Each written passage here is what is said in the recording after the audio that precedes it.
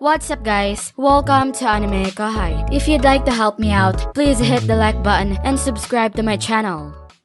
She was a demon, stunningly gorgeous, with gleaming blonde hair and a brilliant smile. Don't act absurdly. I'm almost dead already. I couldn't possibly fight. Huh? But we still aren't settled on this. That is not acceptable. Settle this? Yes, indeed. In the end, you're extremely unfair. Kondou continued to feign a smile at Carrera's comments, despite doubting that it was being understood. He smiled at the idea that Carrera would already be running low on energy and just a few steps away from losing her physical body. He attempted to raise his body, but failed. It was so humiliating.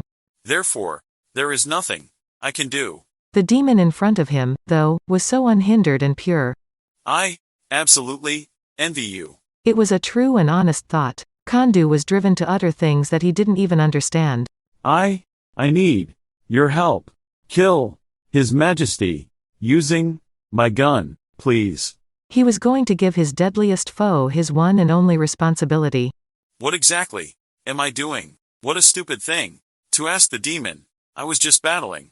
The defeated's wishes were doomed to be mocked. He genuinely believed that, yet for some reason, he said it anyhow. Carrera then retrieved the Nambu semi-automatic pistol off the ground.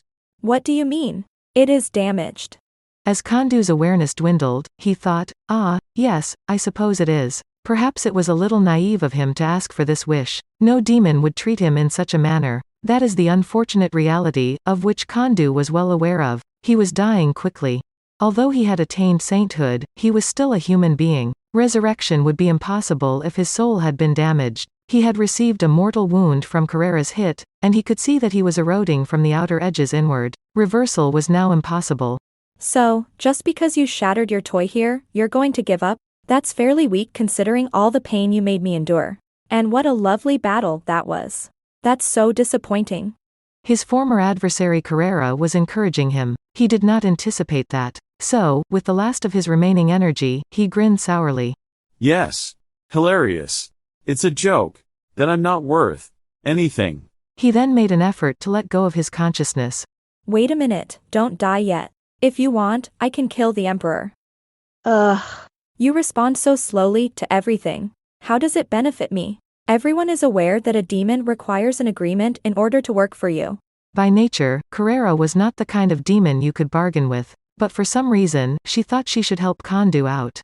She would not, however, perform the task for nothing. When Kondou saw the agitated Carrera, she couldn't help but smile. It was getting funnier all the time. His adversary, the devil, is behaving awkwardly and bewildered. It was calming. You will receive everything I possess, including my soul. So, please. The words had faded from hearing. With his last remaining energy, Kondou forced himself to open his eyes and gave Carrera a stern look. Though it seemed absurd to believe in a demon, he made a wish as his thoughts were consumed by her beauty. He may have believed that she would get the message because of his own selfish illusions. But even so, he pinned his last hopes on it, if only to save himself from being depressed forever. However, Carrera heard the voiceless request. Your request has been granted. My name is Carrera the Menace Lord, and our agreement is finalized. Your request will be fulfilled. At these solemn words, Kondou grinned. By using all of his willpower to move his helpless hand in Carrera's direction, he was able to put his fingertips on the gun, which she had informed him was broken. The Nambu semi-automatic lit up golden as soon as his finger touched it. His power had altered it, and it was reborn as a god-class weapon, through which Kondou's soul transferred to Carrera. However, his heart core was not a part of it. Carrera anticipated it. A person's heart core cannot be reborn, no matter how restrained they are, after they have gained enlightenment and purged themselves of all sin. It would proceed to the promised land after being permanently freed from the cycle of reincarnation and subjected to no limits. Liberation. Carrera felt a twinge of sadness. This is not amusing.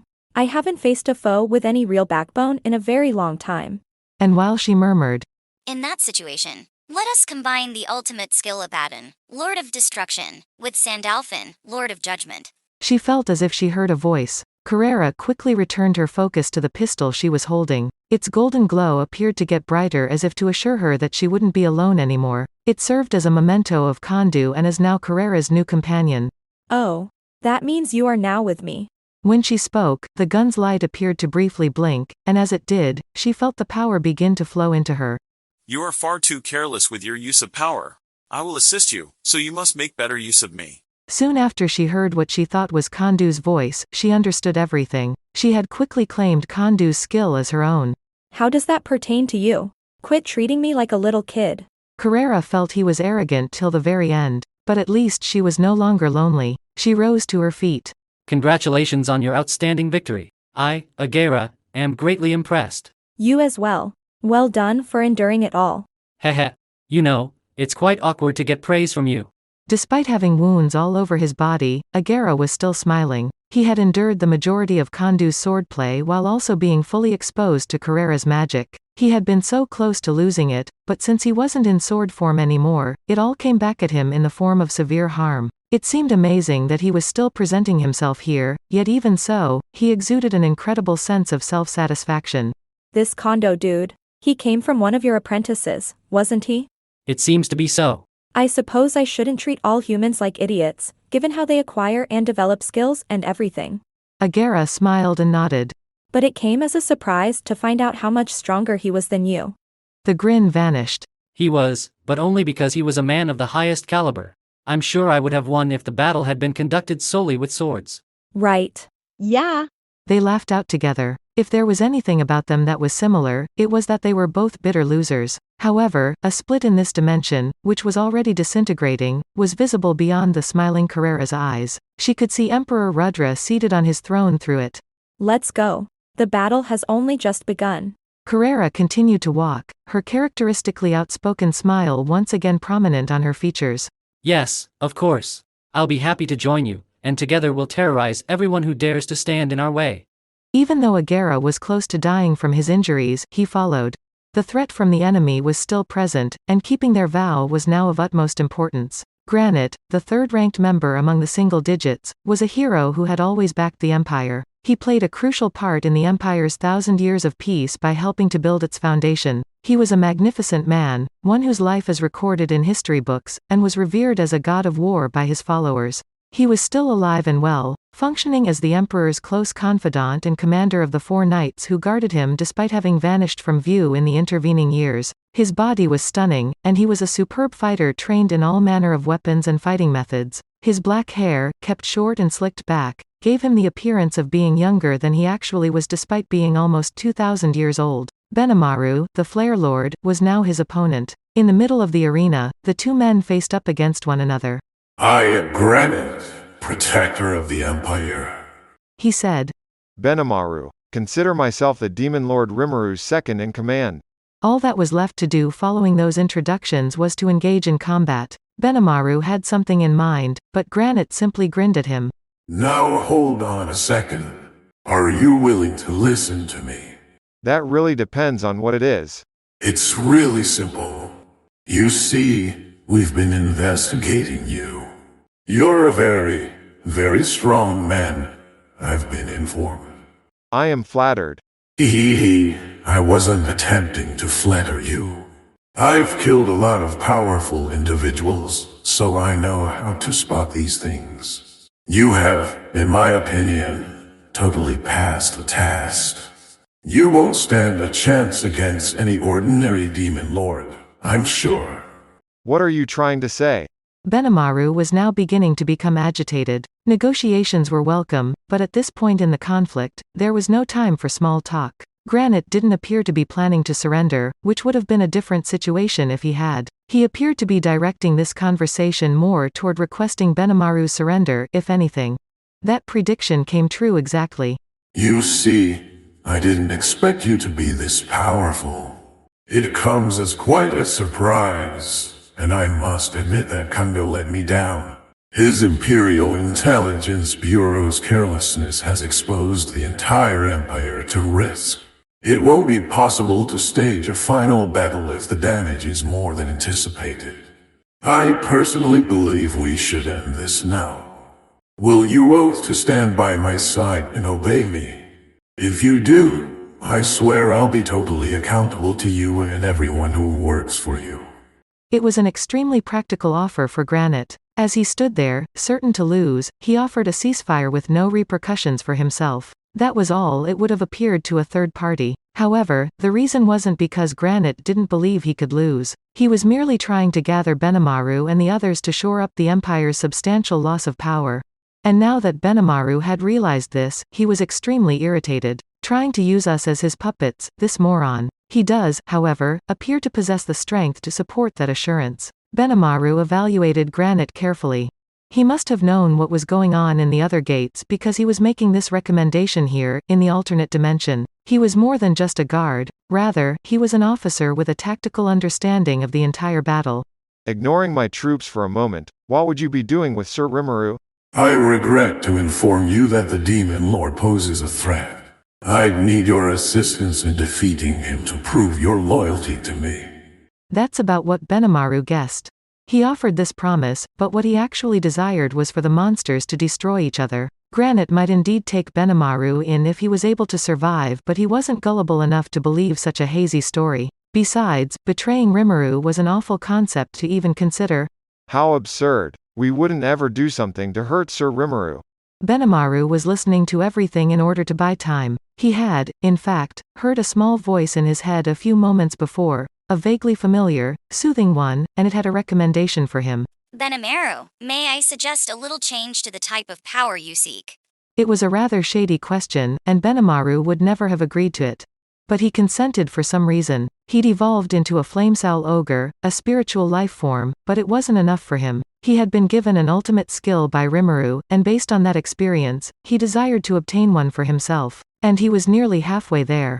Benimaru had become enlightened as he observed the fight between Rimuru and Velgrand, as well as the hardships of his other companions. His main specialty, firepower, was now combined with his unique skill-born leader. He couldn't duplicate Rimuru's absolute severance, but Kurabe had reforged his cherished blade Gurren to god class. When Dark Flame was added to it, the performance difference was so great that he'd never lose with it. He was on the edge of attaining his ultimate peak, thanks to his unique abilities as a flamesoul ogre and the skill-born leader that united them all. The voice entered at that moment, so he decided to wait and see what effects his approval would have. That's why he consented to speak with Granit, but when Granit urged him to turn on Rimuru, Benimaru immediately regretted his decision. He felt offended by the mere notion. He drew his sword and pointed it towards Granit, having had enough of this. That's it for this video, guys. Thank you for always watching my videos and supporting my channel. A big thanks to the AnimeKouhai patrons who made this video possible. Jared Bressler, Chad Vota, Chris Guzman, Havox, Speed Saber, James Waters, Arijit Das, Curtis Loban, Judah Herrera, Just a Guy, Miss L.W. Hernandez, Jason Martin, Zach Rossan, Jarius Ladek, Stone Larone, Alfonso Smith, Donald Williams, Moab A, Day of Light, John M, John Charles, Godman Gaming, Markithian Tidwell, Andre L. Hamilton, Adrian, Kumo, Sanketh Chelu, T. Bush, John L, Edgar Fuentes, JV, Dirty Old Hobo, Thomas, J, Christ, Juan Ignacio, Joshua Cousins, Jose Hernandez, Vethelny, Lunel Scarlett, Khaled, Christian Deshazer, Cal Robs, Divine C. Harris, Panda Cats, Aaron Alarcon, DeAndre Nance, Monty Boy 98, D-Man, Ruben, Luis Caro, Yuki Iki, Pedro Robles, Chris Jr., Isaac, Koala King 93, Paul DeGrassi, Little 95, Coyote de Peza, Quilly Buckner, Zephyras, Alver, Normal Defate, Joshua Andrade, L, Gary Miles, Nobody 0034, Dragon Spawn 666, J Rule, Sayonori, Alfredo Renteria, Liel Tiram, Liron Sangkap, Eric Tass, Christopher Mash, Echo Ski, Foolish Prophets, Ethan Madison, Louis Strutter, Charles Bailey, Sky T, Diego Ginoza, Nick H, Andre Hamilton, Jason Torres, Sesh, Guy Ansley, Simon Road, Emperor WSA, Mika Espinosa, George Hage, Pratik Bandari, Dariha Skerte, Jackson Early, Carl Stephen Bernadal, Tank Bailey, Gareth Hashimoto, Steven Madison, Homelike Drop, Nasir, Mam Wang Min, Vasto Lord, Martin Ramos, Marl Barsha, Hansel Ortega, Efrain Hernandez, Luca Gaming WTF, William Locke, Bismarck Munoz, Arion Booker, Kamal Luke, Izat, Wei Jun, Alvin Quarty, Chris Kaalim, Q Sing Sang, Steven, Ken, TNN, Nicholas Badal, Djo. Thank you so much for helping out. I'll see you guys in the next video.